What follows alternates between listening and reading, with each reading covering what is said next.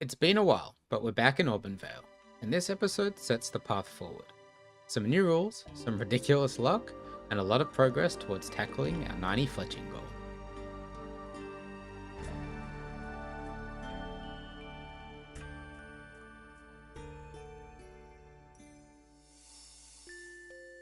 Now that we have our banking method sorted, it's time to really lock in on completing this chunk, so we can start exploring what else the Vale and ultimately the rest of Varlamore has to offer. So let's get a move on. Our goal for this episode is to get a bunch of chunk tasks ticked off the list. A bit later as well, we'll also go through the new rules for the account. Here's a quick recap on the chunk tasks we need to complete to escape this chunk. We have 6 more skilling tasks to get through, all which shouldn't take too long except for the 90 fletching. Those will be our main focus today, alongside some of the gear tasks. With roughly half the chunk task locked behind the Veil Totem's mini quest and mini game, we'll probably tackle those next episode. We're starting off with a bit of woodcutting and fire making. We're going to keep going until we get to 45 fire making, which is needed for a chunk task, and then pivot to fletching while still training our woodcutting to 45. And there's 45 fire making, and with our woodcutting not too far behind. So now to get started on fletching. We're going to make arrow shafts as they stack, and we will need them in the future to make arrows to train our range level. So we'll keep going until level 5, and then we'll probably start making bows.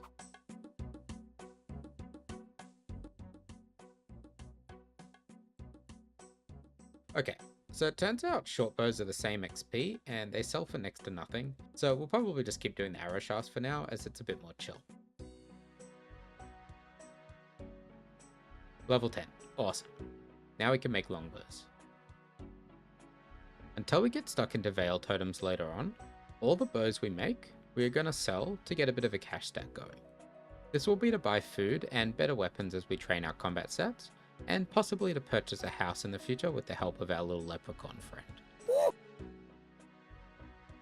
There's 15 fletching. So with that, we can now turn oak logs into arrow shafts, which is nice as oaks are much more AFK to cut. And there's 45 woodcutting. Finally, after a heap of cutting and burning, we can now successfully cut and burn a maple log, which are 2 chunk tasks. So let's go do that real quick. There we go, 2 more chunk tasks completed. It's really starting to feel like a proper 1 chunk account now. So with those last 20 shafts, that is 20 fletching. We're going to stop there for now, as 20 is what we need to unlock the Veil Totem's mini quest to then unlock the minigame. The minigame gives heaps more XP than regular fletching, so let's move on to something else for now. One of our chunk tasks is 40 thieving, and our only method is to train on citizens. Citizens are the same as men and women and give 8 XP and 3 GP each pickpocket. With the money I got from selling bows and the infinite food shop here in the pub, this should be easy enough.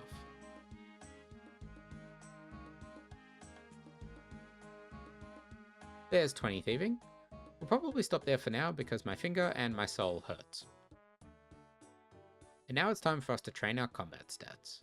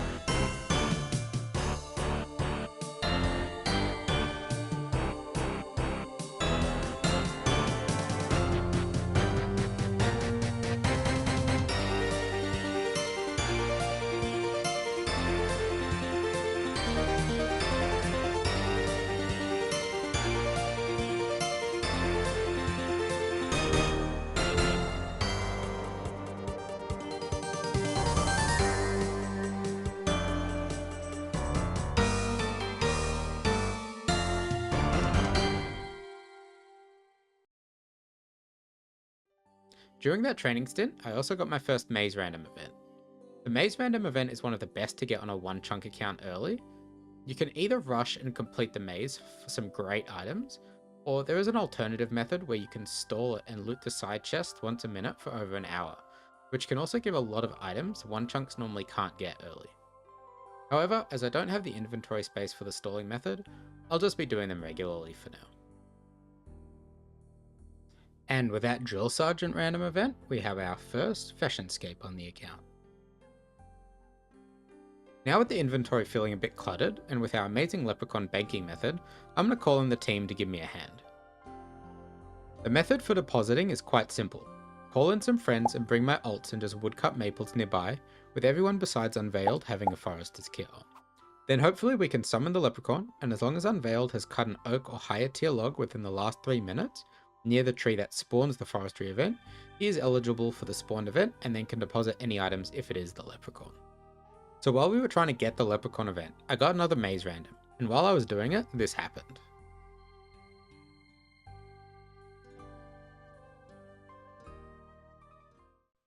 And the Leprechaun pops out now that I'm gonna cry. I'm working on it.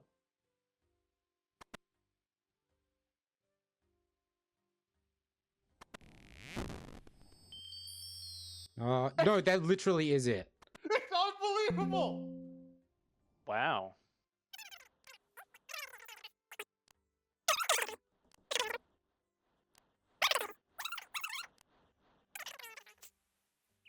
Oh, thankfully. Okay, we're good. Steel arrows, feathers. That was just like so incredibly lucky, and the timing was unbelievable. But we now have a clear invent, which will make the next while much nicer. With our combat sets now a bit above useless, let's try taking on our first guard. Round 1. Fight!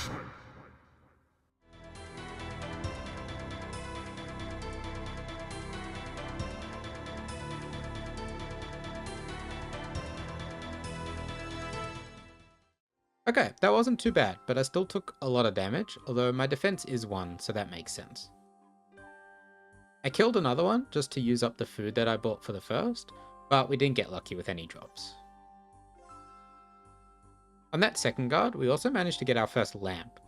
Lamps are going to be incredibly important to the count, and I'm not sure what I'm going to use it on just yet, but that's a conversation we'll probably save for another time. Now that we have 20 attack, it's probably time we upgraded from fists to a mithril battle axe. For the next little while, it'll be nice to be able to one-hit the rabbits. Unfortunately, I spent most of my money I had on food, so I'm gonna go do a bit of thieving real quick. Never mind, I still ate thieving. Back to yield reliable world hopping for axes. As one person pointed out in the comments, it's better to sell the axes to the axe store instead of the general store. Great catch, and I'm dumb for not catching on sooner. And now we have a mithril battle axe. Let's see if this fares any better against the guards. Round 2. Fight!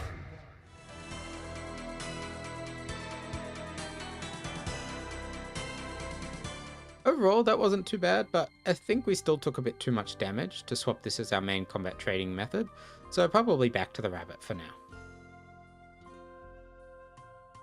I am so lucky this rabbit is here. Having to wait for them to wander into the chunk would have made training early on this account an absolute nightmare. While trying to get a Leprechaun to bank, we also achieved 50 fire making and 50 woodcutting, which are nice milestones for the account. We do have magic trees in some of the chunks nearby, so we will need at least 75 in both skills for future tasks. So getting some progress on that now is always nice. With our combat stats being a bit higher, and with our shiny new battle axe, we're going to train on guards for a bit. Hopefully we can get ourselves an iron dagger, which is not only an upgrade, but also a chunk task. The reason the iron dagger is an upgrade despite the metal tier being lower than the mithril battle axe is its attack speed. The attacks are 2 ticks quicker, so it's effectively 33% quicker, and because the stuff we are fighting has relatively low defense, hitting quickly means more DPS, which means more XP per hour.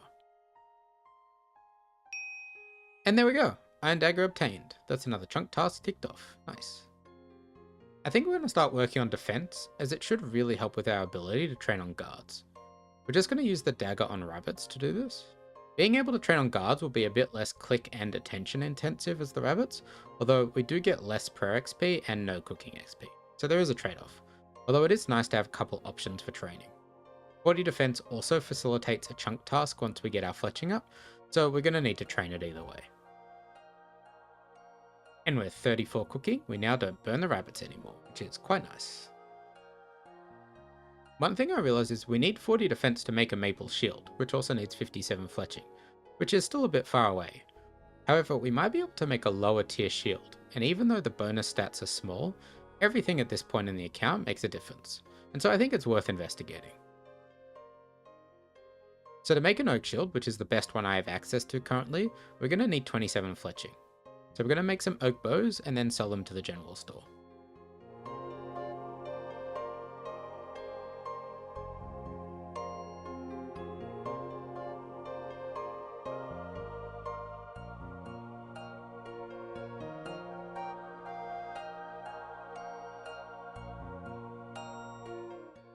Now we have our oak shield. It offers a little bit of extra defensive stats right now, and every bit counts. And with all the fletching and bow selling, the cash stack's coming together quite nicely. So now with the shield and some extra defense levels, let's see how easy fighting guards is now. Final round. Fight!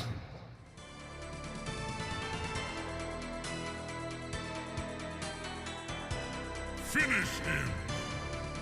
Fatality. Okay, that felt much better. Those extra levels and stats were definitely worth getting.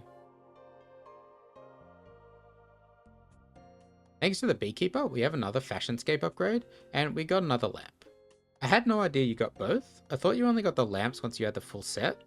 It's actually going to be really nice, as we're going to need hundreds of lamps on this account. We'll probably switch over to guards now, when I need to train a bit more AFK, and just use some of the money we've required to buy some food. And back to the rabbits for the moment, just so I can do some hybrid training and banking. While I'm training on rabbits, my friend here is chopping trees with a forestry kit, and I'm chopping a log every 3 minutes to keep my eligibility for them. I often drop an item to track the forestry timer, the despawn timer is the same. Nothing much from that forestry session, unfortunately. So now with 30 attack, we can wield adamant weaponry, and we have the adamant axe and battle axe to pick from. We're going to go with the adamant battle axe. It's not better than the iron dagger in every case, but big weapon go bonk, so we'll just be using it for a while. And with that purchase and equipped, that is another chunk task completed. We're going to train strength until 32, so that our maximum hit will be a 7 while on the defensive style, as we're going to focus on training defense, with the goal of getting 40 defense soon. 30 defense, let's go. And with those bones buried, we now have 23 prayer. So a little conundrum we have on this account is prayer restoration. With some pretty big challenges nearby like Huey, having access to overheads and then the ability to restore prayer is going to be very important. There are 3 ways of restoring I can think of: dying and running back, which is not really an option in my mind as it feels very un-one chunk like. Building an altar in my house, which is technically doable. Training construction, making planks, and even getting the magic level and runes to get there are all somewhat solvable with enough time. The main issue is actually getting back into this chunk or one of the nearby chunks from within the house. And the third is hunter training for ninja implings that spawn nearby, that can drop prayer potions, which is not something I really want to do or rely on for prayer restoration. If you guys can think of anything else, I'd really appreciate that, because until I lock a prayer restoration method, I might be locked out of some content, and I'd rather avoid that.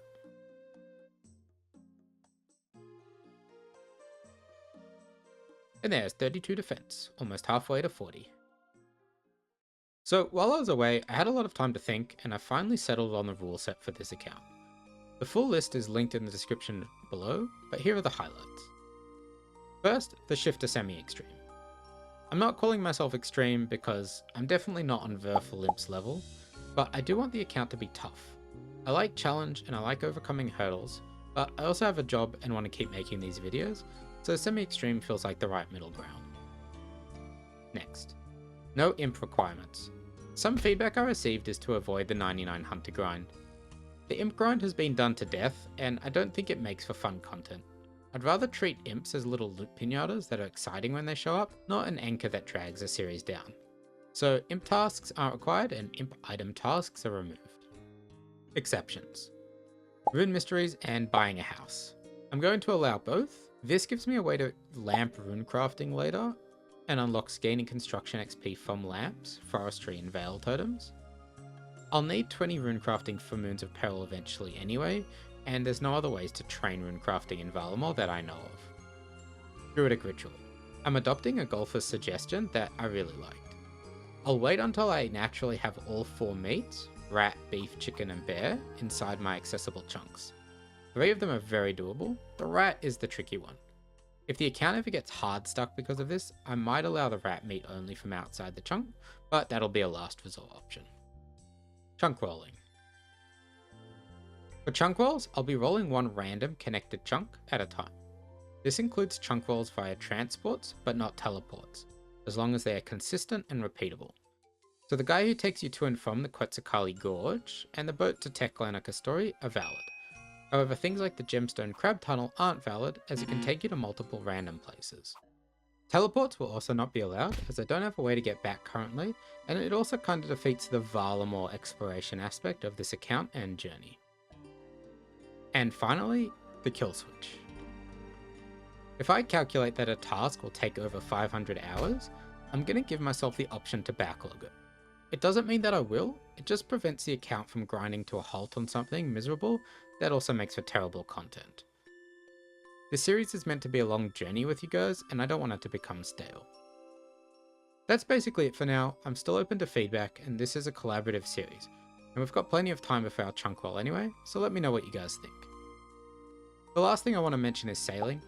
Sailing is amazing, but I don't think I can reasonably integrate it without a mountain of exceptions. If you've tried the skill and have ideas on how it could work for a chunk account without breaking everything, let me know. I'm open to hearing it. So we've now completed 5 more chunk tasks, with only 4 more skilling tasks to go, and with a few more collection log tasks, we're pretty well on our way. With only a couple more skills before we lock in on the 90 fletching, our first chunk roll is finally coming into the view on the horizon. In the next episode, we're going to try and tackle veil totems, finish off our skilling tasks, and sink our teeth into this fletching grind. But as always, thanks for watching.